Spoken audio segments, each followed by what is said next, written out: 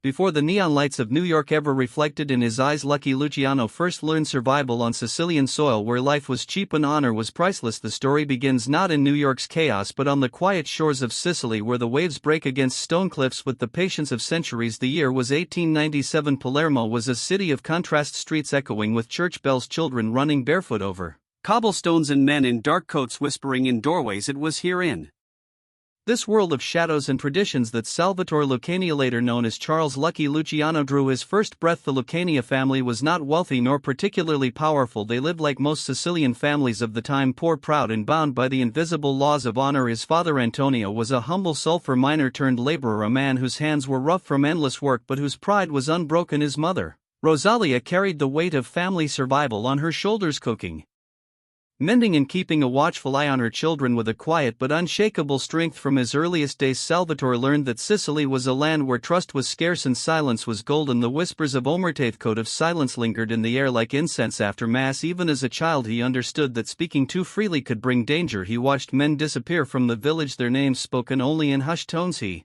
noticed the way women pulled their children inside when strangers passed by. Sicily was beautiful, but it was also merciless. Life here carved toughness into anyone who wanted to survive. The boy who would become Lucky was not yet hardened, but he was observant. He saw hunger etched into the faces of neighbors. He felt the sting of poverty when his father's wages could not cover bread for the week, and he listened, always listened to the stories older men told at night, stories of blood feuds, of betrayal, of men who rose from nothing to command fear and respect. These tales planted seeds inside him, seeds that would one day flourish far away in another land across the ocean. The Lucania family, like many Sicilians, carried the dream of America in their hearts. They heard of streets paved with opportunity, of wages higher than anything Sicily could offer, of a place where a man might rise above his station. But for a child like Salvatore, those dreams felt distant, like stars shining above the Mediterranean, beautiful, unreachable, but impossible to ignore. He didn't yet know that America would not hand him riches, it would test him, break him, and force him to remake himself into something far more dangerous. Before leaving Sicily, Salvatore witnessed events that would never leave him. He saw how respect was earned through fear. He watched older boys fight in alleys, not for fun but for survival. He saw a man beaten publicly for insulting the wrong family, and though he was too young to understand all the details, he understood enough. Power wasn't given, it was taken. And once you had it, you held on to it at all costs. The nights in Palermo were both calming and unsettling. The sound of the waves could lull you into sleep, but behind those lullabies of the sea was a city divided between the church and the knife. Luciano's earliest memories carried this duality: warmth from his mother's embrace and the cold awareness that danger always lurked nearby. He would later describe his Sicilian upbringing as both his foundation and his curse, a place that taught him loyalty and betrayal in the same breath. By the time the Lucania family made the decision to leave Sicily, young Salvatore already carried within him a strange mixture of fear and ambition. He wanted more than what the old country could give. He wanted escape, but he also wanted power. The crowded steamship tickets purchased by his father weren't just a chance for survival, they were tickets to reinvention. For the Lucanias, America was supposed to be salvation. For Salvatore, it was something darker, the stage where destiny would test whether he was merely a poor immigrant boy or something far more formidable. As the ship pulled away from Palermo, the boy stood on deck, the salty wind brushing his face. He looked back at the crumbling shores of Sicily, watching the land fade into the horizon. For most families, that sight meant loss. For Salvatore, it meant possibility. He didn't cry, he didn't cling to what was left behind. Even at a young age, he understood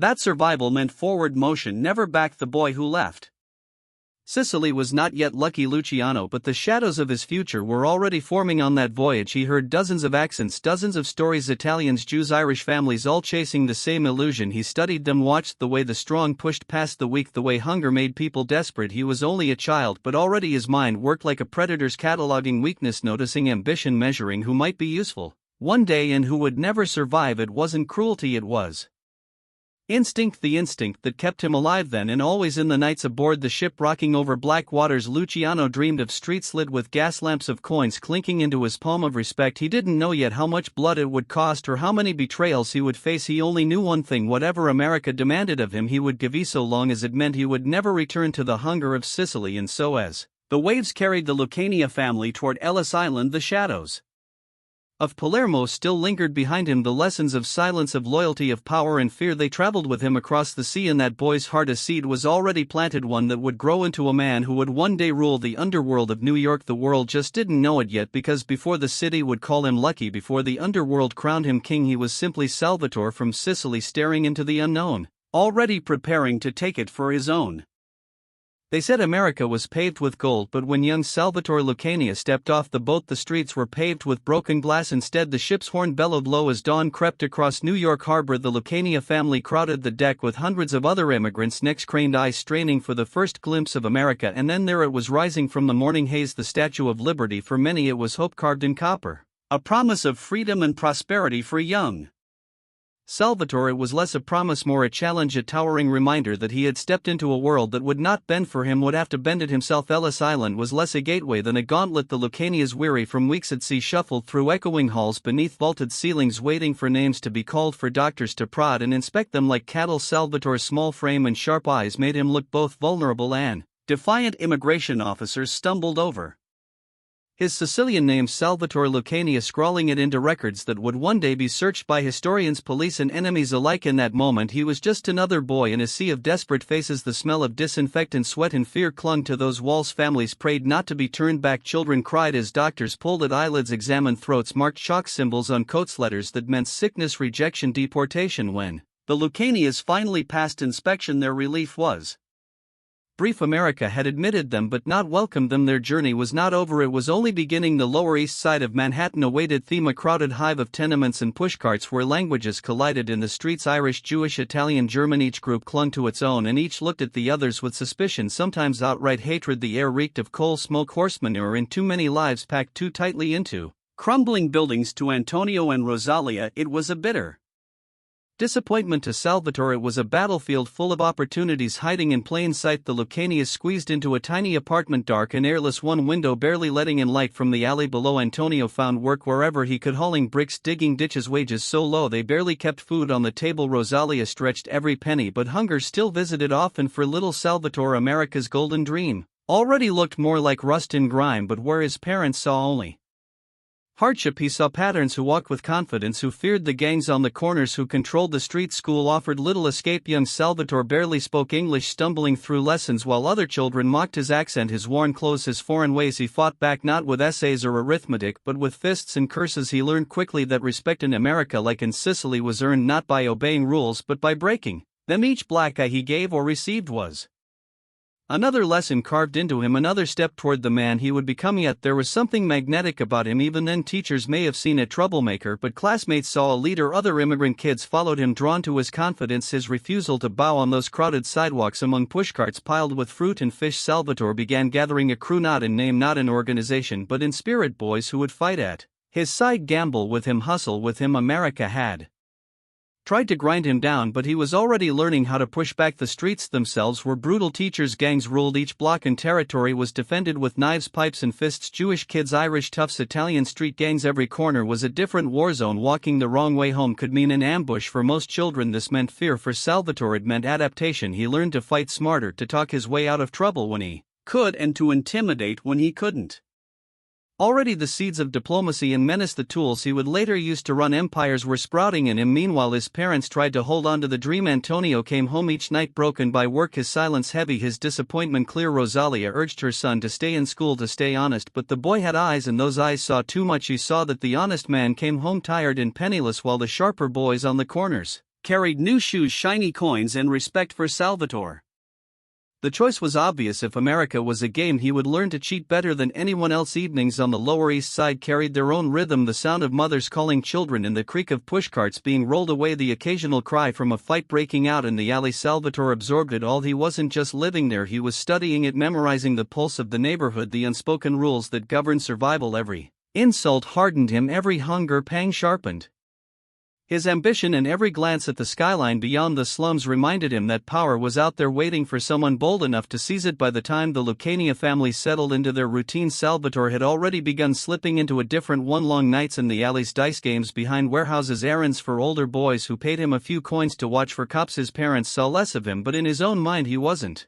wasting time. He was building something, a name, a reputation, an identity stronger than the immigrant label stamped on his family. When they arrived, America was not paved with gold, but Salvatore had already decided he would pave his own streets brick by brick, deal by deal. The boy who stepped off Ellis Island with uncertainty was quickly fading. In his place a sharper, harder figure was emerging, and though no one yet called him lucky, those streets had already begun forging the legend On these streets, if you didn't make the rules, you followed them, and following them could get you killed. New York's Lower East Side was not just a neighborhood, it was an arena. Each block was a ring, each alley a battlefield. The city pulsed with noise, pushcart vendors shouting in a dozen accents, trolley cars clattering down rails, factory whistles screeching in the distance. But beneath the sound of progress another rhythm played, the rhythm of the streets, where boys became men not through age but through violence, cunning, and reputation. For young Salvatore Lucania, now in his teens, those streets were both a playground and a proving ground. School had become secondary, almost irrelevant. The lessons he wanted were not found in chalkboard scribbles but in the whispered deals of card games, the look in a man's eye before he threw a punch, the weight of a knife hidden in a pocket. By 15, Salvatore was no longer just a boy from the tenements, he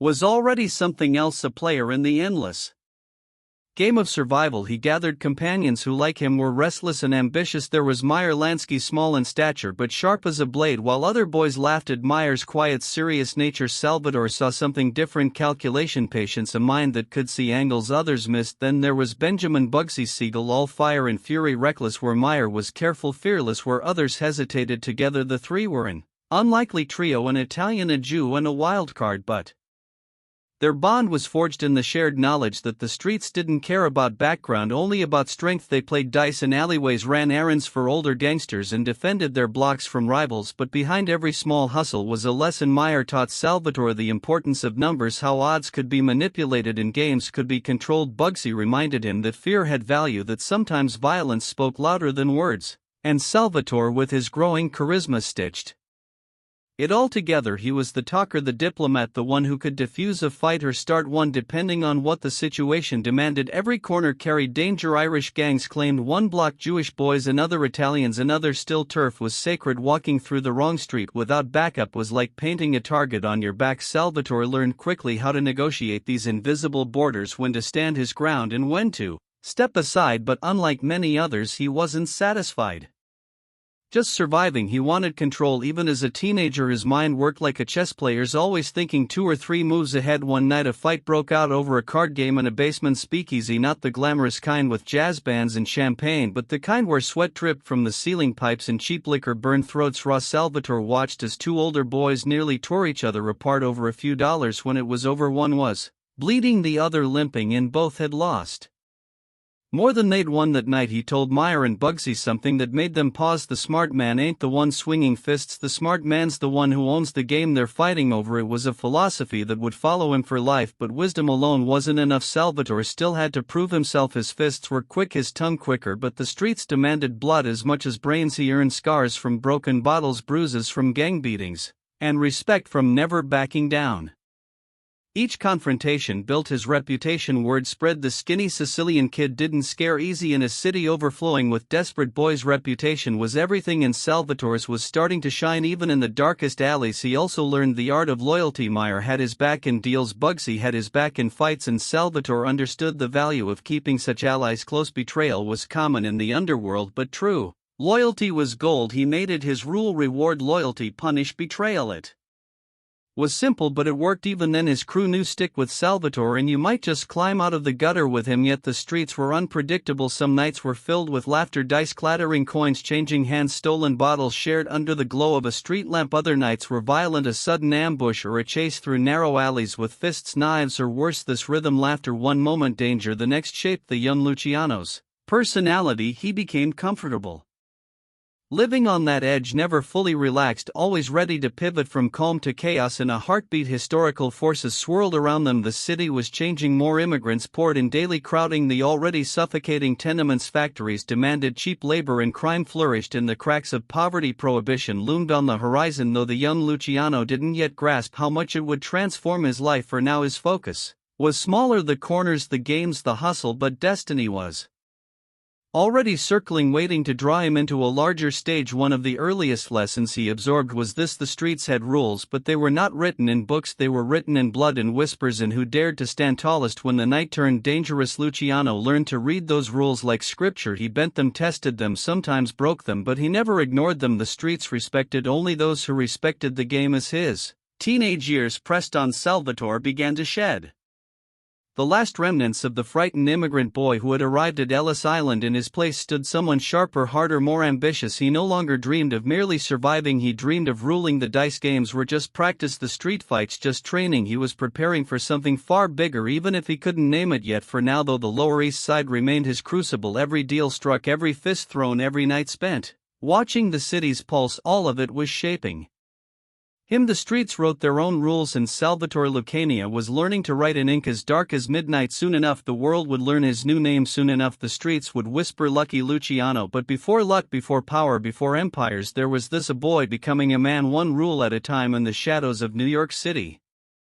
most men earned scars on these streets, but he earned something rarer, a name that made even enemies hesitate. Lucky. By the early 1920s, Salvatore Lucania was no longer just another immigrant kid scraping by on the Lower East Side. He was carving out a reputation, smart, fearless, and increasingly connected to the right people in the city's underworld. But reputations in New York didn't come cheap. They were bought with sweat, with risk, and sometimes with blood. In one night, in a brutal encounter that should have ended his life, Salvatore Lucania was reborn into something more. The story began with whispers, a deal gone sour, a debt unpaid, or simply enemies who resented his growing influence. The reason shifted depending on who told it, but the result was the same. Salvatore was targeted. He was still young, still ambitious, and to older rivals that made him dangerous. The city was filled with men who had no intention of letting a Sicilian upstart climb too quickly. It was a humid night when the attack came. The city's streets were alive with the usual chaos: trolley bells, laughter spilling from saloons, the echo of horse hooves on cobblestone. Salvatore had been drinking, moving between clubs, his guard perhaps lowered by the glow of liquor and the illusion of safety. He didn't see them until it was too late. A group of men surrounded him, dragging him into a car. He was beaten savagely, fists and boots slamming into his ribs. His face, knives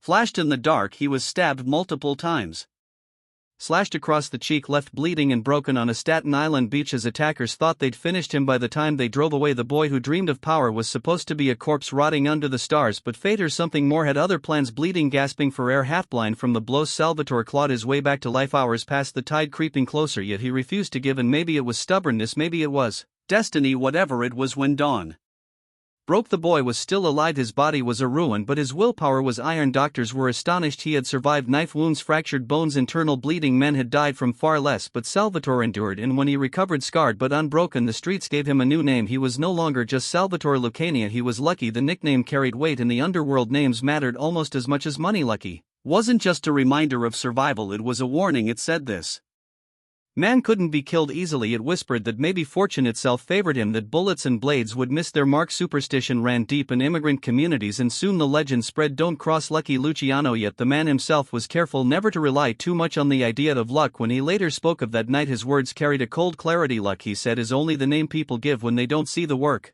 behind the curtain. In truth, his survival wasn't just fortune. It was grit, toughness, the refusal to die when the world tried to bury him. That resilience became the cornerstone of his rise. The scars from that night never left him. A faint slash ran across his cheek, visible in every photograph taken of him later, but instead of hiding it, Luciano wore it as a badge. It was proof of survival, of toughness, of identity. Women found it dangerous, men found it intimidating, and Luciano knew both reactions were useful. The scar became part of his mask, the face of a man who had stared death in the eyes and laughed. His reputation, already growing, now exploded. Rivals who once sought him as a reckless youth began treating him with wary respect. Allies trusted him more, drawn to the aura of invincibility the nickname created. He leaned into it, playing the part of Lucky, the man fate protected, yet behind the charm and bravado his mind was sharper than ever. He had learned a crucial lesson: survival was only half the battle, perception was the other half. The attack also taught him something about loyalty. Rumors swirled about who had ordered it. Some said rival Italians, some whispered it was over a woman, others suspected betrayal within his own circle. Luciano never confirmed, but he never forgot. From then on he would watch friends and enemies alike with the same suspicion. Betrayal, he learned, often came with a smile. Still, he did not retreat. If anything, the beating only accelerated his climb. He threw himself deeper into the rackets, gambling, bootlegging, protection. His alliances with Meyer Lansky and Bugsy Siegel grew stronger. The three of them joked about his new name, but they also recognized what it meant. Luciano wasn't just a kid on the rise anymore, he was a symbol, someone whose very existence seemed untouchable. Night after night he prowled the streets with renewed confidence. The Lower East Side wasn't a cage anymore, it was his hunting ground. His voice carried more weight, his deals drew more partners, his threats more obedience. Lucky Luciano had been Baptized not by church bells but by blood, and the city notice soon whispers about him spread beyond the neighborhood uptown clubs, downtown speakeasies, even the smoky backrooms of Tammany Hall. Politicians, everyone heard of Lucky Luciano. Some dismissed him as another flashy thug, but others saw the truth. Here was a man with vision, charisma, and the ruthless will to rise. The night that should have ended him had instead made him. He wasn't just surviving anymore, he was ascending, and from that moment forward, New York City would never forget his name. When America went dry, gangsters got rich, and Lucky Luciano wasn't about to let the opportunity of a lifetime slip through his scarred hands. January 1920, across the United States, the government had passed the Volstead Act enforcing the 18th Amendment. Alcohol, once poured freely in saloons, clubs, and neighborhood bars, was now illegal. Officially, America was dry, but unofficially, America had never been thirstier. And where there was thirst, there was profit. For Salvatore Lucky Luciano, prohibition was not a law to be obeyed, it was an invitation. He had already survived beatings, betrayals, and the unforgiving streets. Now he saw before him a wide-open highway paved with liquor bottles and dollar bills. The government thought they could legislate morality. Luciano thought they had just given him the keys to an empire. The demand was instant, insatiable, and impossible for law enforcement to contain. Men and women who had once sipped cocktails in the open were now slipping into speakeasies hidden behind butcher shops, flower stores, and basements guarded by coded knocks. Politicians, cops, businessmen, all of them wanted their drink, and none of them wanted to give it up. Bootleggers became overnight millionaires. The trick was supply, and Luciano was ready to master it. He wasn't alone. His closest friends Meyer Lansky and Benjamin Bugsy Siegel saw the same horizon. Lansky was the strategist, sharp, cautious, always 2 moves ahead. Siegel was the muscle and the firebrand, fearless with a temper that could ignite a room. Together the trio represented something new in the underworld. They weren't bound by the old traditions of Sicilian exclusivity. They believed in partnerships, Italians, Jews, Irish, whoever could turn a profit. But first, Luciano had to carve out his own share. Bootlegging was more than running liquor, it was a complex operation, smuggling shipments from Canada across the Great Lakes, bribing dock workers in New York, paying off the police, and establishing networks of distribution. Every case of whiskey, every bottle of gin carried risk. If the authorities didn't seize it, rival gangs might, and yet the rewards dwarfed the dangers. Luciano knew the importance of quality. Cheap, watered-down swill would keep the poor neighborhood satisfied, but the wealthy elites demanded something better: real Scotch, genuine champagne, premium gin. Luciano positioned himself as the man who could deliver the best and deliver it reliably. That reliability became his calling card. Speakeasy owners trusted him. Politicians began to quietly rely on his shipments. He was no longer a hustler at the edge of the underworld, he was a rising power at its core. The city itself was alive with contradictions. By day, prohibition agents raided warehouses, smashed barrels, and posed for newspapers with sledgehammers raised. By night, the same agents drank in speakeasies supplied by men like Luciano. Churches preached morality while Broadway sang songs about bathtub gin. Wall Street brokers toasted with contraband whiskey.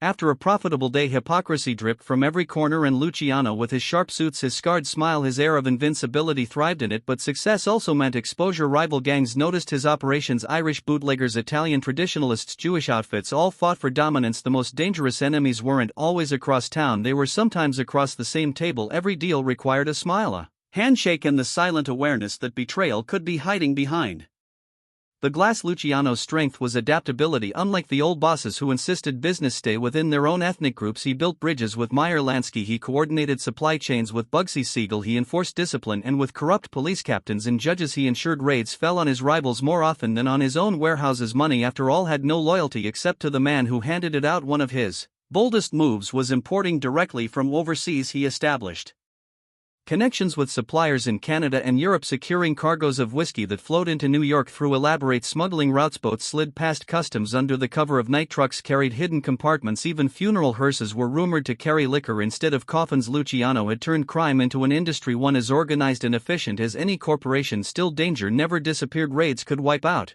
an entire shipment. Rivals could hijack trucks, leaving drivers beaten in alleys, and the ever-present risk of double-cross hung over every negotiation. But Luciano's reputation as Lucky worked in his favor. He had survived the impossible once, and word spread that he seemed untouchable. Men followed him not just for money but for the belief that he was guided by something more than chance. Evenings in New York became legendary. Behind hidden doors, jazz bands played to crowds dressed in glittering gowns and sharp tuxedos. Smoke curled through the air, glasses clinked, and laughter rose in defiance of the law. In the shadows, Luciano moved like a conductor of an orchestra, ensuring the flow of liquor, the satisfaction of clients, the silence of the authorities. He was no longer just surviving, he was orchestrating, and yet beneath the glamour he remained watchful. Every alliance came with a cost, every profit was shadowed by risk. He was rising, yes, but he knew the climb was far from over. Prohibition had created a new world, but it was also a battlefield to secure.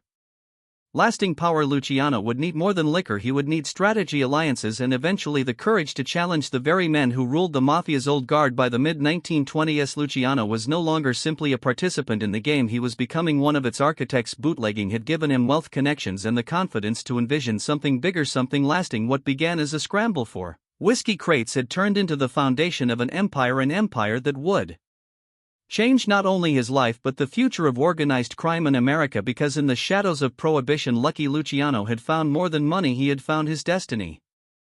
Every empire begins with a handful of men willing to trust each other. In a world where trust could get you killed, Luciano had found his men, and together they were about to redraw the map of crime in America. New York in the 1920s was a city caught between tradition and transformation. Old neighborhoods clung to their immigrant roots while the skyline climbed higher every year, steel and ambition stretching into the clouds beneath that skyline. Power moved in whispers and shadows. The underworld was fractured, messy, a dozen gangs fighting over scraps, bound by old grudges and old rules. But among the noise, three young men were quietly sketching a different future: Salvatore, Lucky Luciano, Meyer Lansky, Benjamin Bugsy Siegel. They didn't look like the architects of an empire. Luciano, with his scarred face and sharp suits, carried himself like a man who had already seen too much to be impressed by anyone. Lansky, small in stature but towering in intellect, had a mind that ticked like a clock, precise, measured, unflinching, and Siegel was fire, handsome, fearless, and violent. When crossed, he had charm that could win a crowd and a temper that could silence one. Together they became something the old bosses couldn't imagine, a partnership that ignored bloodlines, borders, and the chains of tradition. The Mafia of that time, the mustache pizzas they were called, clung to Sicilian ways. They demanded loyalty only from fellow Italians, dismissed outsiders as unreliable, and looked down on modern methods. To them, men like Lansky and Siegel were outsiders, unworthy of serious consideration. But Luciano didn't see outsiders, he saw allies, he saw tools, he saw a way forward. Their bond had been forged years earlier on the streets, hustling together, learning the rhythms of survival. By the time Prohibition came, it was no longer just friendship, it was strategy. Luciano supplied the vision, Lansky calculated the logistics, and Siegel enforced the rules with fists and bullets. Each man brought something essential, and each man knew he could rely on the others to carry his weight. Speakeasies across New York became their playground. A club owner might see only the bottles arriving on time, the customers satisfied, and the police conveniently distracted. What he didn't see was the machinery behind it. Lansky's careful books balancing risk against profit, Siegel's men patrolling delivery routes, Luciano smoothing negotiations with a smile and a subtle threat. What made them different wasn't just efficiency, it was ambition. Luciano and his partners weren't content to squabble over a few blocks of territory like the neighborhood gangs. They envisioned something larger, an organized, structured empire that ran like a corporation. They spoke of territories, revenue streams, supply chains. They didn't just want power, they wanted stability. They wanted a system that could survive beyond one man's reign, beyond one bloody street war. This thinking set them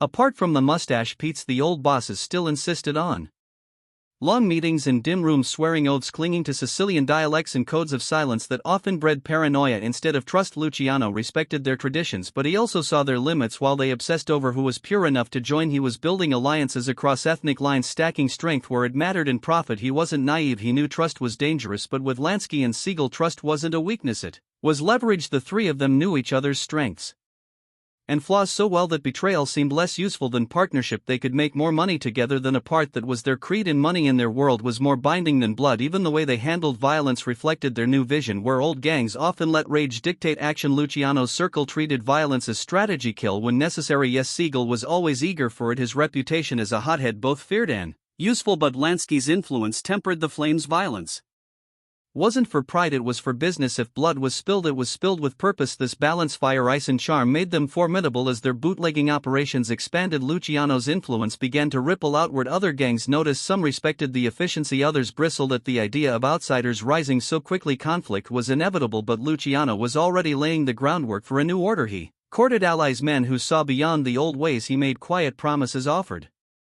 steady profits, and let his reliability speak louder than his heritage. One by one, smaller outfits aligned with him, a delivery route secured here, a warehouse shared there. It wasn't flashy, it wasn't loud, but it was effective. His network grew like roots beneath the city, unseen, steady, inevitable. At night, in backrooms filled with smoke and whispered deals, Luciano, Lansky, and Siegel would talk of the future. They spoke not only of bootlegging but of gambling, nightclubs, even legitimate businesses that could serve as fronts. Prohibition was booming, but they knew it wouldn't last forever. A smart man planned for tomorrow, not just today. Luciano's voice in those meetings carried both confidence and calculation. He would lean back, glass in hand, and say, "The old men, they fight for honor, us we fight for dollars. Honor fades, dollars grow." It wasn't just bravado, it was a manifesto. This new philosophy, crime as business, was dangerous. It meant challenging the very foundations of the Mafia's traditions. And though Luciano knew the old bosses would resist, he also knew they couldn't stop progress. Not forever. The dream team of Luciano, Lansky and Siegel wasn't just a partnership of convenience, it was the spark of something revolutionary, a vision of organized crime that mirrored the very corporations dominating Wall Street. It wasn't about one man ruling all, it was about building a system so strong, so profitable that it outlived them. By the late 1920s, the trio had become more than gangsters, they were rising statesmen of the underworld, men whispered about in the same breath as power itself. Politicians took their calls, police chiefs accepted their envelopes, rival gangs respected and feared their reach. But with every step upward came new shadows. The mustache Pete's men like Joe Masuria and Salvatore Maranzano were watching. To them, Luciano's new ways looked like betrayal. To Luciano, their old ways looked like extinction. The stage was being set. Allies had been chosen, enemies were circling. The Dream Team had built their foundation strong, ambitious, unshakable. The only question left was how long it would be before the old world tried to burn it down. And when that day came, Lucky Luciano was ready. The old guard clung to their crowns with bullets and blood. The new guard sharpened knives in the shadows. Out of this war, America's criminal future would be decided. By the end of the 1920s, New York's underworld was a battlefield waiting for its spark. The city was flush with prohibition money, but wealth brought envy, and envy brought war. At the center of it all stood two titans of the Sicilian old guard, Joe the Boss Masuria and Salvatore Maranzano. Masuria, broad-shouldered and ruthless, ruled like a king who demanded loyalty through fear. He saw himself as the true head of the Italian underworld, and any rival who dared challenge him soon found themselves bleeding in the gutter. His power was wide, but it was brittle, built on intimidation rather than respect. Maranzano was different, cold, calculating and ambitious. He hailed from Castellamare del Golfo in Sicily, and his followers were cut from the same cloth. They were disciplined, fiercely loyal, and saw themselves not as mere gangsters but as soldiers in a holy war to preserve Sicilian tradition. To them, Masuria was a tyrant, a man who had corrupted the Mafia's honor. To Maranzano, the war wasn't just about money, it was about cleansing the underworld of dishonor and claiming the throne himself. The lines were drawn and the Castellamarese war had begun. For Lucky Luciano, it was a nightmare and an opportunity. As a lieutenant under Masuria, Luciano was expected to fight, bleed and kill for his boss, yet in his heart he questioned the war itself. To him, this was the very foolishness he despised in the old guard: endless bloodshed for pride, for titles, for an outdated code. What use was honor if it left your pockets empty and your friends dead? Still, Luciano played the part. He attended Masuria's meetings, nodded at his orders, and sent Siegel and others into the fray. Streets ran red with blood as ambushes and drive-bys became daily news. Gunfire echoed in alleys, bodies turned up in barrels, and the newspapers wrote of a mafia plague infecting the city. The war dragged on, grinding men down like sandpaper. Dozens of soldiers on both sides were murdered. Friends who had grown up together on Mulberry Street now pointed guns at each other in backrooms. Trust vanished, replaced by paranoia. Men were killed not for what they did but for what someone whispered they might do. But while others fought blindly, Luciano was watching, calculating. He saw that Masuria's style, ruling through brute fear, was unsustainable, and he saw in Maranzano's discipline the shadow of something he himself envisioned: order, hierarchy, structure. Yet even Maranzano's obsession with Sicilian purity grated against Luciano's more modern view. He didn't want a Sicilian empire, he wanted an American syndicate. That's when the most dangerous thought entered his mind: maybe neither Masuria nor Maranzano deserved to win. The war took its toll on Luciano personally. One night after leaving a meeting with Masuria's men, he was grabbed off the street, shoved into a car, driven into the dark, beaten, stabbed, and left for dead on the beach at Coney Island. It was meant to be a warning or an execution. No one ever knew for certain whether it was Maranzano's men, Masuria's rivals, or even a test from Masuria himself. But Luciano survived, crawling from the sand, his face scarred forever. He earned the nickname Lucky not because of charm but because death itself seemed unable to catch him. That night hardened his resolve. He realized he could not simply ride out the war under another man's shadow. He would have to choose, or better yet, he would have to outwit them both. As the 1930s dawned, the war reached its breaking point. Masuria grew paranoid, his circle shrinking, his trust eroding. Luciano played the loyal soldier, but behind the scenes he began speaking with emissaries from Maranzano. Quiet meetings, careful words. The understanding was clear: if Luciano helped remove Masuria, there would be a place for him in Maranzano's new order. The plan was set on April 15, 1931.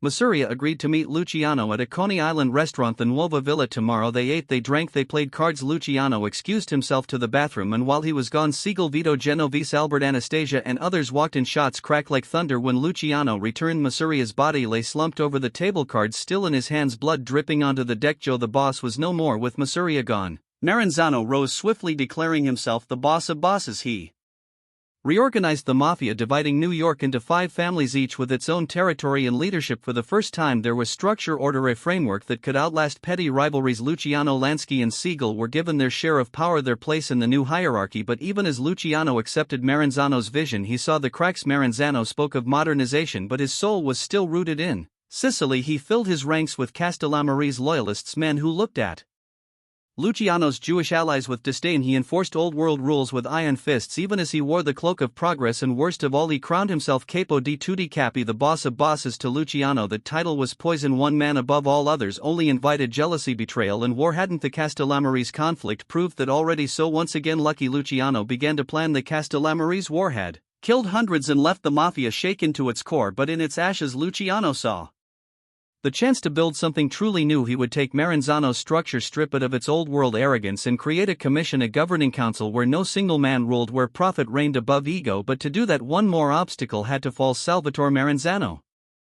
He called himself the boss of bosses, but in America there was only room for one king, and Lucky Luciano knew exactly how to take his crown without ever wearing it. The Castellammari's war had ended in blood, but for Luciano the battle was only half won. Joe Masuria was gone, executed in the most clinical of betrayals, and Salvatore Maranzano now sat atop the Mafia's throne. At first glance the new order looked promising: 5 families carved neatly across New York, each with its own leadership, each expected to share in the bounty of prohibition. For a moment there was peace, a dangerous, fragile kind of peace. Maranzano moved quickly to consolidate power. His Castellammari's soldiers swore loyalty without question, and he dressed himself as a modern Caesar, the head of a criminal empire rooted not just in New York but stretching to Chicago, Detroit, Philadelphia. He wasn't satisfied with being just another Don. He wanted to be recognized as capo di tutti capi, boss of bosses. On the surface Luciano bowed his head, he shook Maranzano's hand, smiled at his speeches, nodded at his commands, but behind those dark eyes a storm was brewing, because to Luciano the title of boss of bosses was poison. It was everything wrong with the old world, one man sitting above all, inviting envy, paranoia and rebellion. Hadn't they just waded through years of blood because of 2 men who couldn't share power, and now Maranzano wanted to wear the same cursed crown? Luciano understood something Maranzano never could: America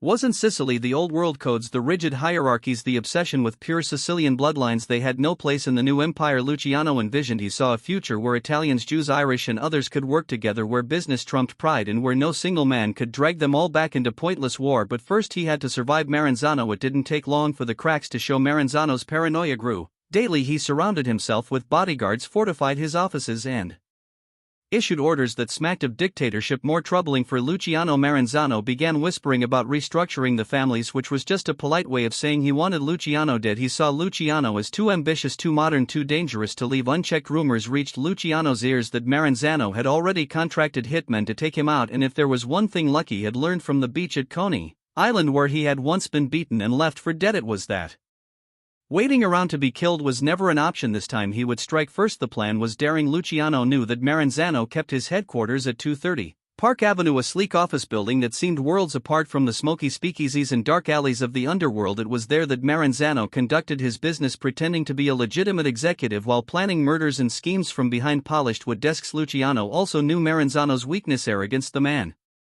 believed himself untouchable, too insulated by guards and loyalty to ever be betrayed. But he hadn't accounted for Luciano's growing influence or his allies beyond Sicilian bloodlines. Instead of sending Italians, Luciano chose Jewish hitmen, men Maranzano's guards would never suspect. They would walk into the office posing as federal agents, their badges gleaming, their suits sharp, their confidence unshakable. Maranzano, obsessed with appearances and fearful of law enforcement, would let them in without hesitation, and then the crown would fall. On September 10, 1931, the trap was sprung. 4 men handpicked by Luciano and Lansky marched into Maranzano's office under the guise of a federal raid. The bodyguards stood aside, cowed by the presence of supposed government agents. Maranzano himself, seated behind his desk like a Roman senator, barely had time to rise before the knives came out. He was stabbed repeatedly, his cries muffled in the walls of his own empire, and as he collapsed, bleeding out on the polished floor, the age of the boss of bosses died with him. There was no fanfare, no ceremony, just silence. The silence Luciano had predicted all along, the silence that comes when the old ways finally give way to the new. In the days that followed, panic rippled through the underworld. Maranzano's men scrambled, unsure who now held the reins. Whispers filled the streets. Luciano had done it. Luciano had cut down the Caesar of crime, but rather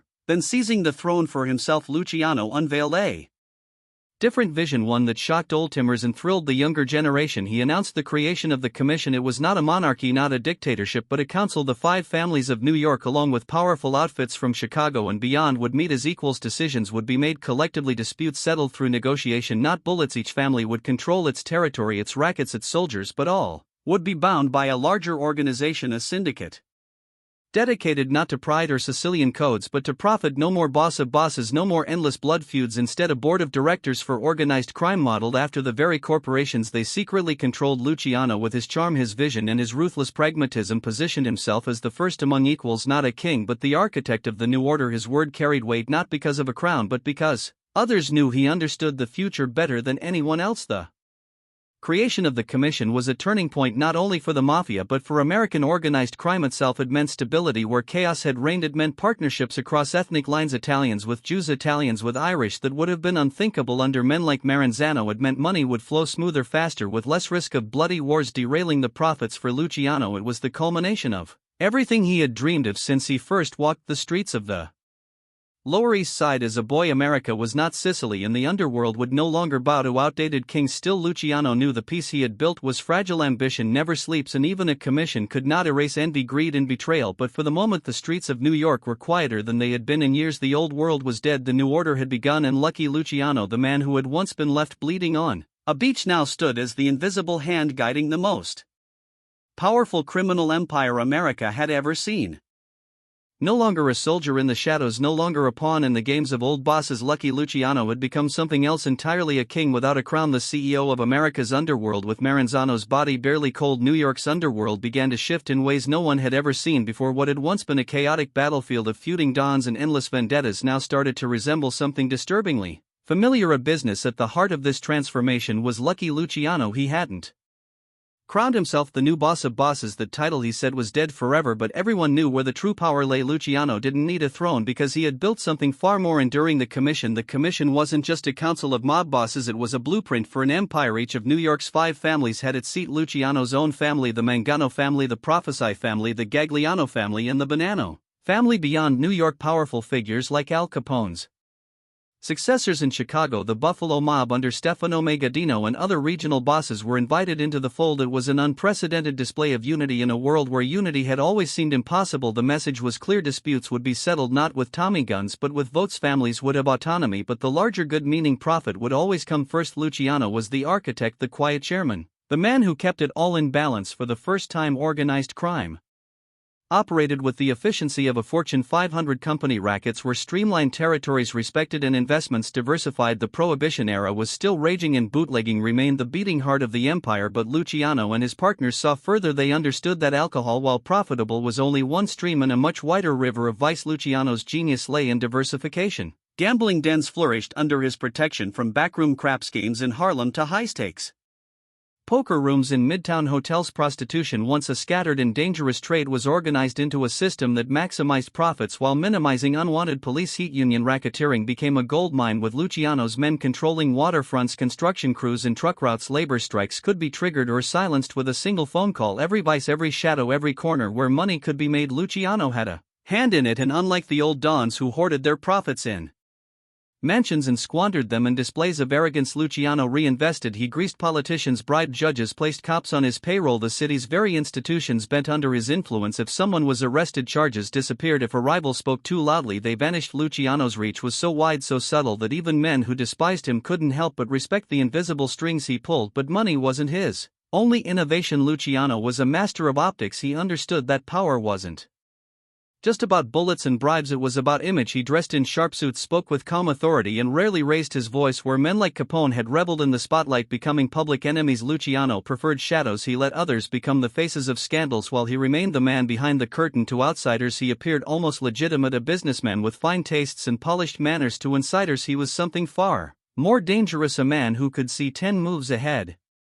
And yet, for all his vision, Luciano never forgot where he came from. The Lower East Side had been a brutal teacher, and he knew loyalty was a currency more valuable than gold. Men like Meyer Lansky and Bugsy Siegel weren't just allies, they were brothers. With Lansky, the financial genius, Luciano could launder money through front companies and offshore accounts. With Siegel, the bold enforcer, he had the muscle to enforce discipline. When diplomacy failed, together they dreamed even bigger. While New York Was the empire's capital. Luciano's network stretched far beyond it. In Chicago, alliances with the remnants of Capone's organization strengthened distribution, and Cuba arrangements with powerful figures laid the groundwork for what would later become the mob's Caribbean paradise. The reach of Luciano's empire extended into Hollywood unions, Las Vegas development projects, and even international smuggling routes. The Mafia was no longer just an ethnic gang under Luciano, it had become the Syndicate, a multi-ethnic, multinational powerhouse. Italians, Jews, Irish all found a place under its umbrella. It was in many ways the golden age of Lucky Luciano. Nightclubs buzzed with laughter, champagne flowed, and fortunes changed hands on green felt tables. Politicians delivered speeches by day, then collected envelopes by night. Movie stars smiled for the cameras while sharing private dinners with mob financiers. The line between the legitimate world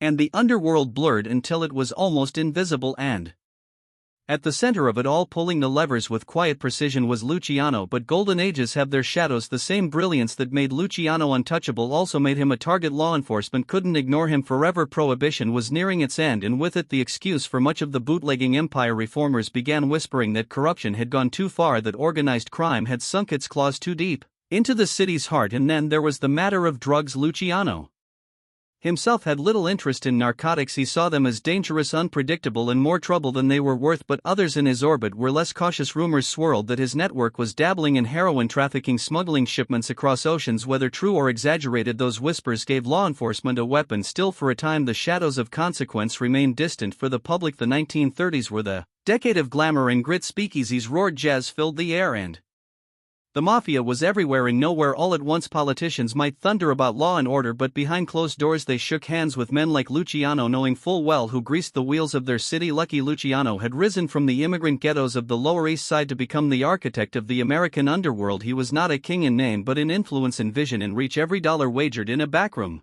every crate unloaded on the docks, every strike that ended overnight somewhere, somehow a piece of it led back to him. And as he looked out at the glittering skyline of New York, Luciano must have known he had achieved what no boss of bosses before him had managed: an empire of vice running like clockwork, hidden in plain sight. It was the height of his power, but history has no patience for permanent storms. Were coming, storms that would test whether even Lucky Luciano could survive the world he had built.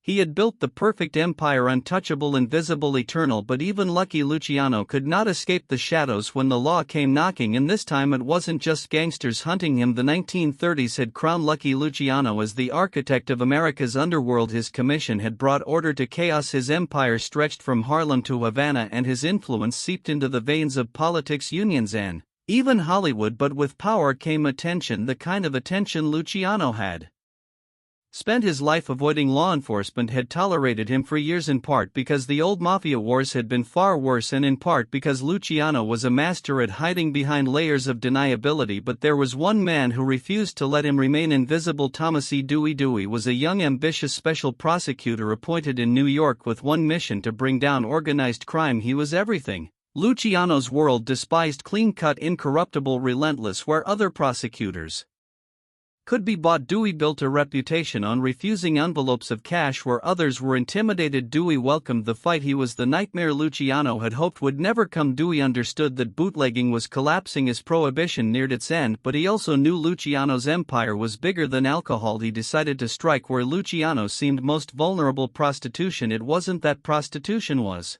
the most profitable racket, it wasn't, but it was visible, messy, and tied to suffering. The public could not ignore. Dewey believed that if he could connect Luciano to the citywide network of brothels, he could paint him not as a distant businessman but as a predator exploiting women on a massive scale. It was a strategy of optics as much as law. For months, Dewey's men raided brothels across Manhattan. Women were arrested by the dozens. Pimps and madams were dragged from smoky rooms and back alleys. At first they said nothing. Silence was the rule in Luciano's world, but Dewey was clever. He offered deals, protection, the chance to escape a lifetime of exploitation. Slowly voices began to crack. One by one, prostitutes and madams testified that their earnings didn't just vanish into the pockets of local pimps. The trail they claimed led higher to Luciano's men and eventually to Luciano himself. It was still a fragile case. Luciano had insulated himself well. He rarely spoke directly to underlings, and he had no reason to dirty his hands with day-to-day operations, but Dewey was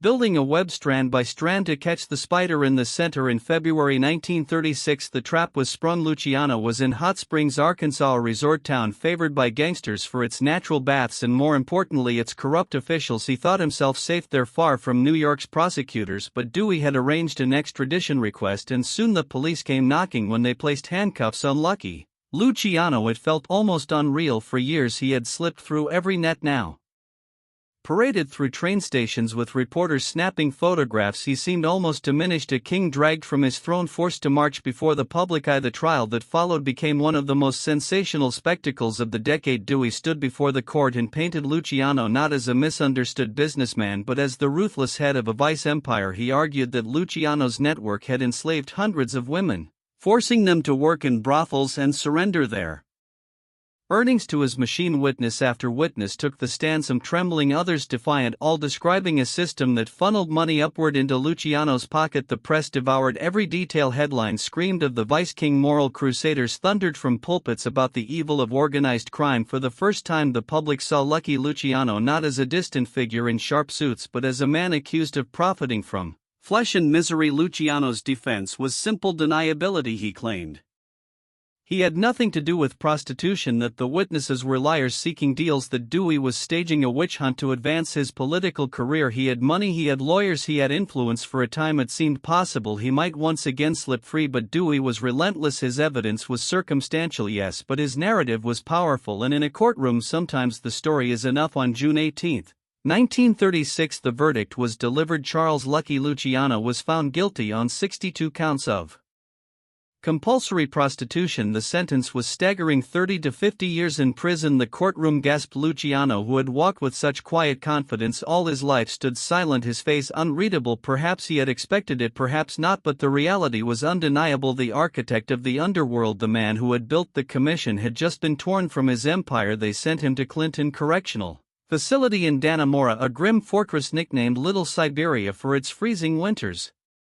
Behind the walls of stone and iron, far from the luxury suites of Manhattan hotels, Luciano faced a new reality. He was no longer the untouchable king, he was inmate number 92168, and yet even there his influence lingered. Guards treated him with deference, fellow inmates sought his favor, rumors swirled that he continued to direct pieces of his empire from behind bars through coded messages and loyal lieutenants. But the truth was clear: his reign was over, at least for now, for the Mafia. The fall of Luciano was a seismic event. The commission continued to function, but without its architect. Cracks appeared, other bosses jockeyed for influence, old rivalries flared. The golden age of unity Luciano had forged began to splinter. For law enforcement, Dewey became a hero. His crusade against organized crime launched him into political stardom, eventually carrying him all the way to a run for president of the United States. For Luciano it was the cruelest irony. He had tried to escape the mistakes of the old Mafia, the arrogance of Capone, the tyranny of Maranzano, only to be undone by something far more ordinary: the law wrapped in the guise of morality. In his prison cell, staring out at the endless gray walls, Luciano must have wondered if luck had finally abandoned him. He had risen from the slums of the Lower East Side to rule an empire. He had outsmarted rivals, built alliances, reshaped crime itself, but now, caged and condemned, he was reminded of a truth he had always known but never accepted: no empire lasts forever. And yet Luciano was not finished. The world beyond the prison walls was changing, and history had one more twist waiting for him. He was caged, stripped of power, and written off as finished. But in the darkest hours of World War II, America turned to an unlikely savior: Lucky Luciano, the imprisoned king of the underworld. The stone walls of Clinton Correctional Facility were meant to be Luciano's tomb, a place where the architect of modern organized crime would slowly fade into obscurity. For years that seemed to be his fate. He adjusted to prison life with the same adaptability that had carried him through street wars and backroom deals. Guards respected him, inmates deferred to him, and even in confinement he maintained a quiet authority. But beyond those walls the world was changing. By the early 1940s the United States was at war. German U-boats prowled the Atlantic, cutting supply lines, sinking merchant ships, and threatening New York's harbor. The lifeblood of American industry, sabotage, was feared at every dockyard. Whispers of Axis spies spread through the unions, and the Navy faced a chilling reality: the nation's greatest port was vulnerable, and conventional policing was not enough. Then came the fire on February 9, 1942 The luxury liner SS Normandy seized from the French and docked at Manhattan's Pier 88 erupted in flames. The blaze consumed the massive ship in minutes, toppling it onto its side in the icy Hudson River. Officially it was deemed an accident. Unofficially suspicions ran wild. Many believed it was sabotage, a German act of terror meant to cripple America's spirit in its port. The U.S. Navy could not afford another disaster. They needed control of the docks and fast, but the unions were notoriously corrupt. The longshoremen loyal not to Washington but to the Mafia bosses who ruled the waterfront to secure the ports. The government needed someone the underworld feared and respected, and so in the most unlikely twist of fate their eyes turned to a man sitting in a prison cell. Lucky Luciano, the very man the state of New York had sentenced to 3,050 years, was suddenly viewed as a potential asset. Through intermediaries, whispers reached Luciano the government wanted his cooperation. The Navy's Office of Naval Intelligence, under the direction of Commander Charles Haffenden, approached underworld figures on the docks, men like Joseph Sox Lanza who controlled the Fulton fish market. They asked for help in tightening security, rooting out Axis sympathizers and keeping the longshoremen in line. But to truly ensure cooperation, they needed more than Lanza. They needed the architect, the one man whose name still carried weight in every corner of the underworld. At first it sounded absurd. How could the United States government turn to a convicted gangster? Yet desperation breeds strange alliances, and so in 1942 the arrangement began that would later be known as Operation Underworld. Luciano, still in Dannemora, agreed to assist. His reach even behind bars was long. Through trusted lieutenants and intermediaries he ensured that the dockworkers' unions and mob-controlled shipping lines cooperated fully with wartime authorities. Sabotage all but disappeared ships moved in and out of New York Harbor without interference. Whatever the true extent of Luciano's influence, the Navy was satisfied, but Luciano's role did not end at the docks. As the war dragged on, the Allies faced another problem: the looming invasion of Sicily. In 1943 American forces prepared to strike the Axis by landing on the island, a stronghold fiercely defended by German troops and Italian fascists. The terrain was hostile. The locals' wary intelligence was scarce. Once again the government turned to Luciano through Sicilian contacts, many of them with Mafia ties. Luciano's network helped provide maps, intelligence on coastal defenses, and local guides. Some historians argue the Mafia exaggerated its contribution after the fact, burnishing its reputation. Others insist that Luciano's influence was decisive in smoothing the way for Allied landings. Either way, the fact remained the U.S. military had leaned on the imprisoned Mafia boss to aid one of the largest operations of the war. The irony was staggering. Just years earlier Thomas Dewey had stood before the world and declared Luciano a parasite, a man who corrupted society with vice and violence. Now the government was quietly leaning on that same man to help save the very nation that had condemned him. For Luciano it was vindication. Though he remained in prison, the knowledge that his influence still mattered, that even generals and admirals needed him, must have been intoxicating. By 1945 the war was drawing to a close. Operation Underworld had ended, but its legacy remained. The docks had been secure, Sicily had fallen to the Allies, and Luciano had played his part, however quietly. Now came the question of repayment. Luciano's lawyers seized the opportunity. They argued that his cooperation had been vital to the war effort, that he had demonstrated loyalty to the United States, and that such service deserved reward. The press caught wind of it, and a strange debate followed. Should America free the man it had once branded as the most dangerous gangster alive? In 1946 the decision was made. Governor Thomas Dewey, the very man who had built his career on sending Luciano to prison, commuted his sentence. It was not a pardon, but it meant freedom with one condition: deportation. Luciano, though he had lived in New York since childhood, was technically still an Italian citizen, and so, upon release, he was placed on a ship and sent back across the Atlantic. When he arrived in Naples, the once great king of New York stepped onto foreign soil as an exile. He would never again set foot in the United States, yet even in exile his legend grew. Operation Underworld became a whispered tale in both criminal and military circles, proof of Luciano's reach, proof of his uncanny ability to turn defeat into survival. While historians still argue over how much he truly contributed, one fact was undeniable: when the world's most powerful nation faced its darkest hour, it had reached into the shadows and pulled out Lucky Luciano. For Luciano himself the deal was bittersweet. He had his freedom, yes, but New York, the city he had conquered, the empire he had built brick by brick, was gone. Others now ruled the commission, others reaped the profits of the machine he had designed. He was free, but he was also a ghost watching from across the ocean as his creation moved on without him. In the twilight of his life Luciano would Reflect on this paradox: he had been a criminal, yes, but he had also been a patriot, at least in the eyes of those who needed him. He had built an empire in the underworld and then improbably saved the world above it. It was a story only Lucky Luciano could have written.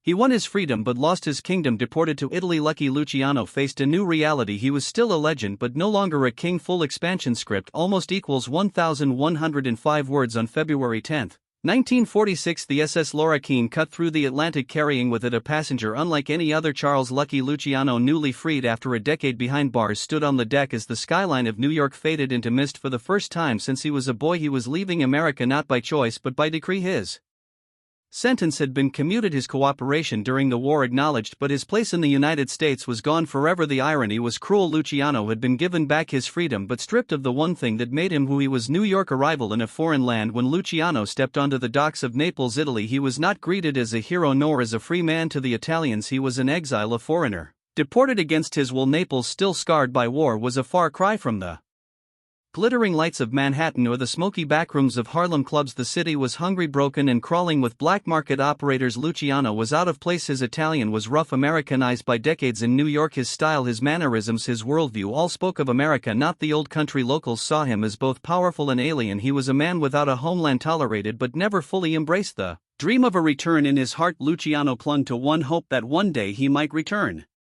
to New York. He wrote letters, appealed to lawyers, and whispered through connections in the underworld, searching for a loophole that would allow him to set foot on American soil again. But the authorities were firm. Luciano was too notorious, too dangerous, too symbolic. America had rid itself of him once and it would not welcome him back. That didn't stop Luciano from trying. For the next 2 decades he lived in a limbo, physically in Italy, spiritually in New York, building in the shadows. Though far from the streets of Manhattan, Luciano was never completely without influence. His name still carried weight and his counsel was sought by younger gangsters trying to navigate the post-war underworld. He maintained contacts in Havana, where the Mafia sought to expand its empire into gambling, drugs, and international smuggling. In 1946, only months after his arrival in Naples, Luciano resurfaced in Havana, Cuba. Using his wealth and connections, he secured residency there, envisioning the island as a new base of operations. Havana was exotic, vibrant, and close to the United States, close enough for Luciano to feel the pulse of New York again. For a brief moment it seemed as though he might reclaim his throne. Mafia leaders gathered in Havana for a legendary conference where Luciano attempted to reassert himself as a guiding figure of the commission. He spoke of unity, discipline, and expansion into global narcotics, but the illusion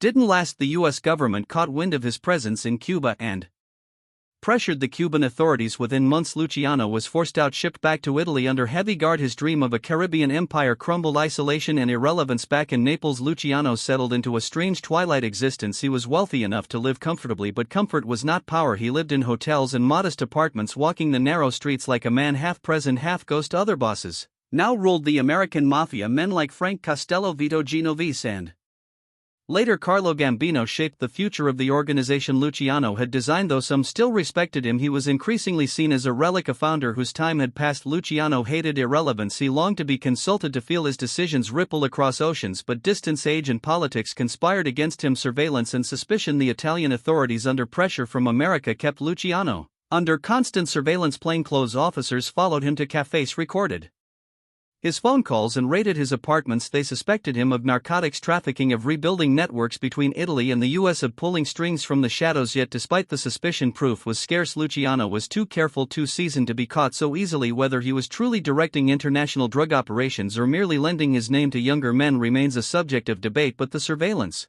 ensured one thing: Luciano lived under the eye of the state until his dying day. The man behind the mask, beneath the legend. Luciano was by then a tired man. He never married, though he kept company with women who adored his charm and wealth. He remained impeccably dressed, his hair slicked back, his eyes sharp, but those who saw him privately noted a certain loneliness. The power he once commanded was gone, and with it the thrill of commanding armies of men. What remained was memory and a gnawing awareness that his story was nearing its final chapter, the final gambit. In 1962, Luciano was 64 years old. He had spent nearly 2 decades in exile, watched his empire slip into the hands of others, and endured endless suspicion, yet his name still drew attention. Filmmakers sought him out, eager to capture his story. Writers wanted interviews to the public. He remained the archetype of the gangster, cunning, ruthless, untouchable. That year he entertained the idea of cooperating with a film project based on his life. Perhaps at last he saw a chance to shape his own legacy. To ensure that the world remembered Lucky Luciano not just as a criminal but as a strategist, a builder, a man who created order from chaos. On January 26,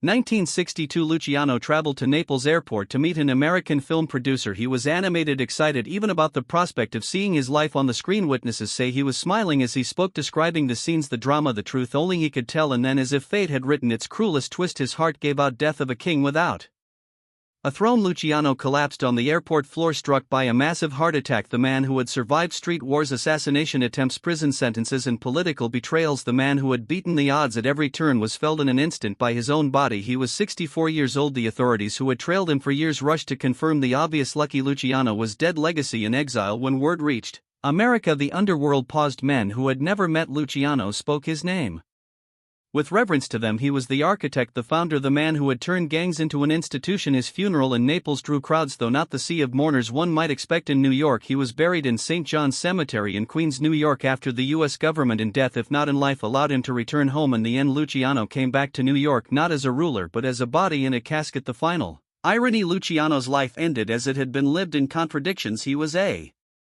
criminal who had served his country, a king without a crown, a man exiled from his home only to return to it in death. He had dreamed of shaping his legacy, of telling his story, but history has always told it for him, and in that telling, Lucky Luciano remained what he had always been: a legend.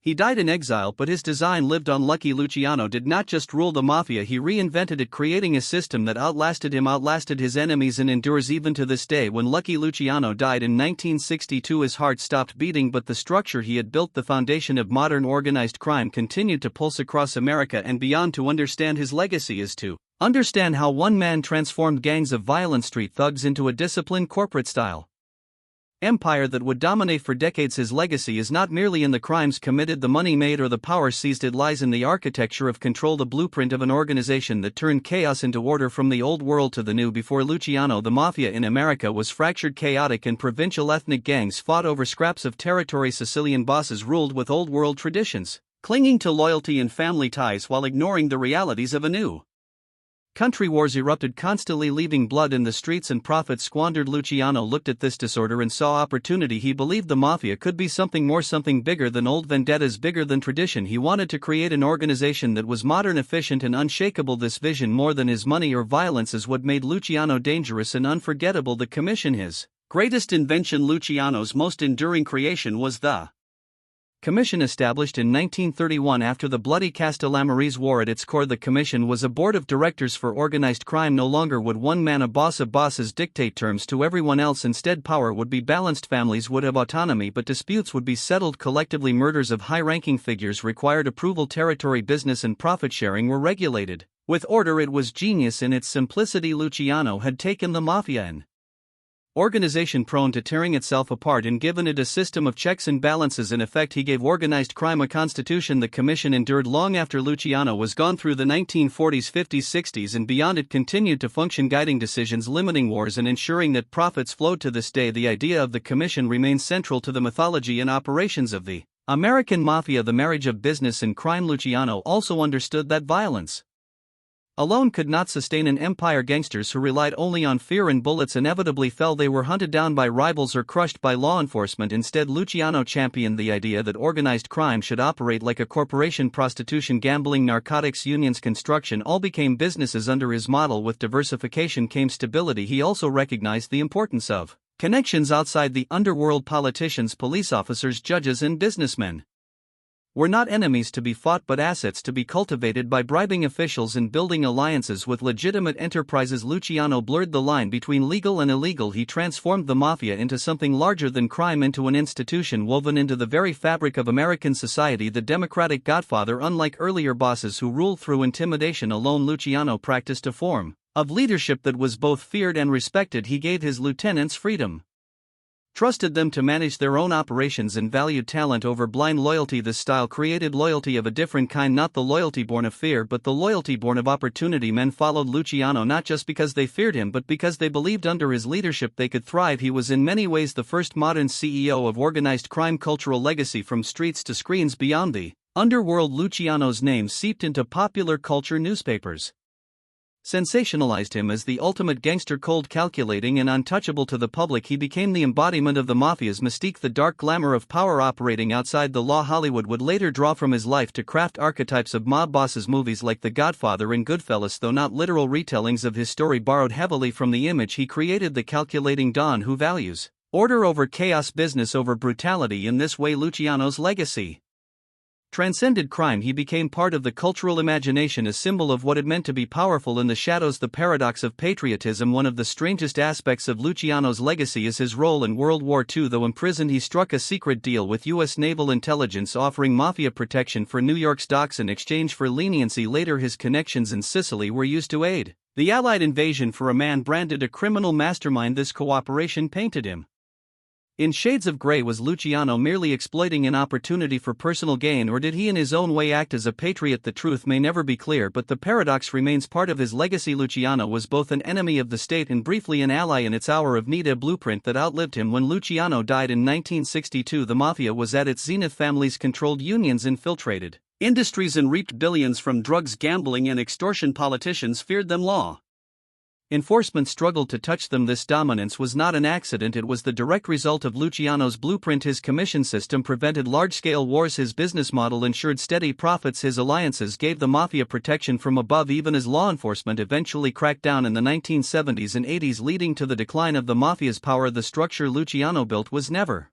truly dismantled. His fingerprints remained on every meeting, every alliance, every dollar earned in the shadows. The man, the myth, the shadow. Luciano's legacy is complex. To some, he was a ruthless killer who corrupted institutions and spread vice across nations. To others, he was a visionary, a man who imposed order on chaos, who turned disorganized thugs into a disciplined machine. But perhaps the most enduring part of his legacy is the myth. Stories about Luciano often blur fact and fiction, truth and exaggeration. Was he the true mastermind of every major decision, or was his legend inflated by newspapers and Hollywood? The answer hardly matters. In crime, perception is power, and Luciano's perception was larger than life. The final lesson in the end, Lucky Luciano's legacy teaches one enduring lesson: power is not about muscle or money or fear, it is about structure. Luciano understood that empires are not built on chaos, they are built on systems that outlive the men who create them. He knew that one bullet could kill a boss, but no bullet could kill an idea. His idea, the Mafia as an organized corporate-style empire, survived him. It thrived for decades, and even today in whispers and shadows it lingers. Epilogue: the return home. Though Luciano died in exile, his body was brought back to New York, buried in St. John's Cemetery in Queens. In death, he returned to the city that had made him and broken him. His grave remains a site of fascination, a reminder that even in the world of crime some men achieve immortality.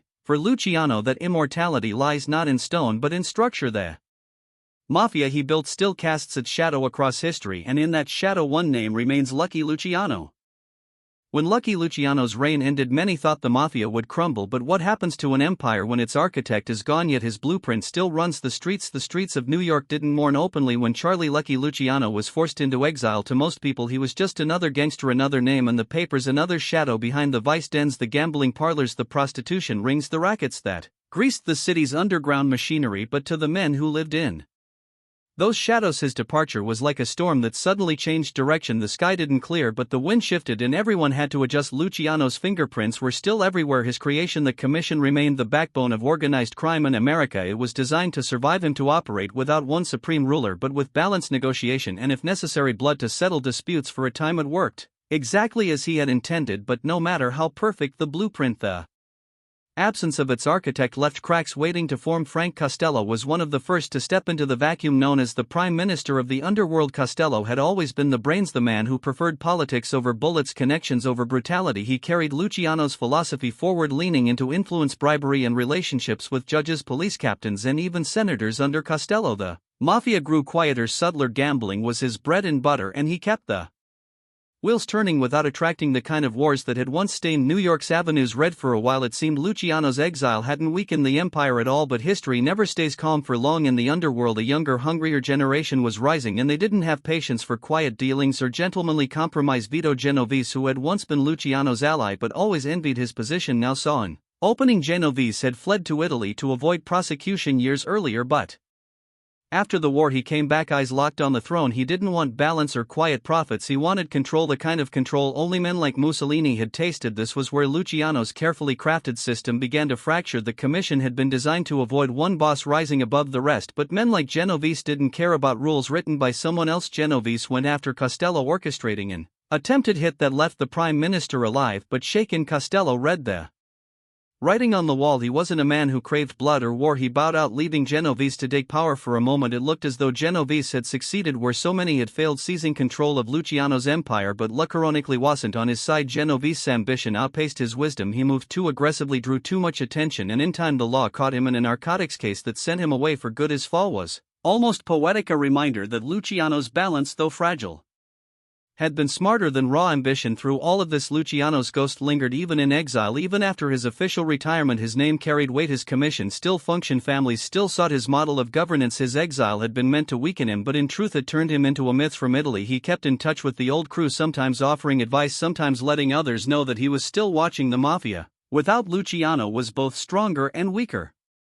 Stronger because his blueprint endured, expanding across America, Chicago, Detroit, Las Vegas, even Havana. Weaker because no one else could balance brutality and diplomacy quite like he had. Men like Genovese proved that ambition without vision only led to collapse. Men like Costello proved that vision without muscle could be pushed aside. Luciano had both, and that's why the underworld without him always felt incomplete. Meanwhile, America was changing. The post-war boom created suburbs, highways, television. People were distracted by new dreams, new conveniences, but the Mafia adapted. They moved into construction unions, casinos in Vegas. Luciano's system had prepared them for revolution and evolved. They did, yet with every new racket, every expansion came new cracks, new rivalries, new betrayals. The calm Luciano had imposed in the 1930s and 40s slowly began to unravel by the 1960s and beyond, when younger mobsters cared less about keeping a low profile and more about flashing power. Even the government noticed. What had once been a shadow empire became a public enemy. Senate hearings in the 1950s, especially the Kefauver Committee, dragged organized crime into living rooms across America. For the first time the public saw beyond the headlines and glimpsed the network Luciano had built. Cameras caught mob bosses squirming under questioning, denying the very existence of the Mafia. Even as everyone knew the truth in those hearings, one question lingered silently in the air: if Lucky Luciano were still here, still in New York, would things have turned out differently? Would the Mafia have held its balance longer, avoided the spotlight, kept its myth instead of being dragged into daylight? It's a question without an answer, but one that gives weight to Luciano's legacy, because erase the paradox, the Mafia without Luciano didn't die, it survived, it thrived, it spread, but it never felt whole again. Every boss who came after, from Carlo Gambino to Paul Castellano to John Gotti, operated in a world Luciano had built, yet none of them were Luciano. Some were more brutal, some were more glamorous, some were smarter businessmen, but none of them combined charm, vision, ruthlessness, and survival instinct in the same package. The Mafia without Luciano was like a symphony still playing, but without its conductor. The music continued, the instruments still filled the air, but the harmony was different, sometimes louder, sometimes chaotic, sometimes beautiful, but never the same. And in the quiet moments when the commission gathered in secret rooms, or when soldiers whispered about the old days, there was always a ghost at the table. His chair was empty, but his presence was undeniable. Charlie Lucky Luciano may have been gone, but the underworld still danced to the rhythm he had set.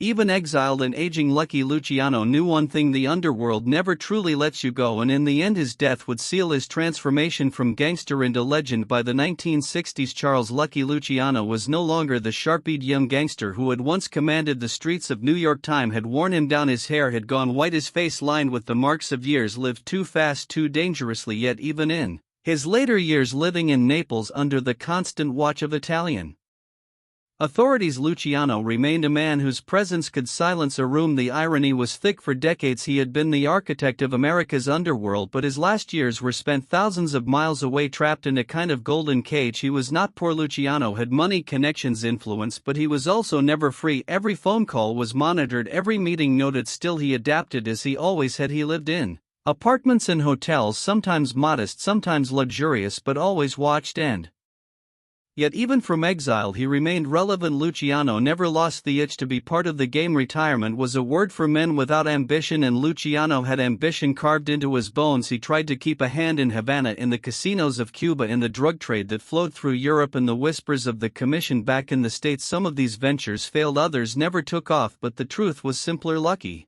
Luciano could never walk away. He was born into this life and he would die in it, and that death came suddenly on January 26, 1962 Luciano was at Naples International Airport. He was preparing to meet with an American film producer who wanted to tell his story on the big screen. Imagine the irony. Hollywood had glamorized gangsters for decades, but here was the original blueprint, the man himself about to secure his own cinematic immortality. But fate, as it always had with Luciano, had other plans before the meeting could even begin. Luciano collapsed. A massive heart attack struck him down right there at the airport, surrounded not by gunfire or betrayal but by travelers and strangers who watched history quietly take its final bow. He was 64 years old. The news spread quickly in Naples. Officials treated it as the passing of a dangerous criminal, but in America, especially in New York, the headlines told a different story. For many, Luciano was still the face of organized crime, the man whose name had been whispered in courtrooms, back alleys and smoky bars for 3 decades. His death was not just the end of a man, it was the end of an era. The funeral was something out of a movie itself. Luciano's body was flown back to the United States, an ironic twist considering how desperately prosecutors had once fought to remove him. In death, he returned to the city he had once ruled, and New York remembered him. Thousands came to pay their respects. Gangsters, politicians, curious onlookers, they all crowded to catch a glimpse of the man who had built an empire from the shadows. The procession was grand yet strangely somber. There were no gun salutes, no wild displays of defiance. Instead, it was a quiet recognition. Luciano had been many things: a criminal, a visionary, a survivor, a king without a crown. To some he was the devil incarnate, to others he was a genius who understood power better than the so-called respectable men in suits. At his funeral, these contradictions hung heavy in the air as the coffin was lowered into the ground. It wasn't just the end of Charlie Lucky, it was the birth of a myth, because legends aren't buried, they're reborn in whispers and stories told over drinks and the flicker of film reels, in the novels and documentaries and bedtime tales disguised as cautionary warnings. Luciano's name didn't fade, it grew in the decades that followed. Every gangster who rose to prominence was compared to him. Every mob movie from The Godfather to Goodfellas carried echoes of his life. He became more than a man, he became the archetype, the strategist who blended old world honor with new world ambition, the criminal who thought like a statesman, the outlaw who built systems so strong they outlived him. And yet, for all the glamour and legend, the truth remained darker, heavier. Luciano's world was not one of romantic codes or cinematic nobility. It was built on violence, exploitation, betrayal. Blood had paved his roads to power, innocence had suffered so he could rise. His myth was golden, but his reality was iron. That paradox is what makes his story so compelling, the balance of charm and brutality, of vision and corruption. Today, when his name is spoken, it still carries a kind of electricity. Say Lucky Luciano, and you're not just speaking of a gangster, you're speaking of the man who professionalized the Mafia, who created the commission, who turned street rackets into an empire. You're speaking of the man who outlasted bullets, betrayals, prisons and exile, only to be felled by the one enemy no gangster can outwit time. And so, as his story closes, the question lingers in the dark.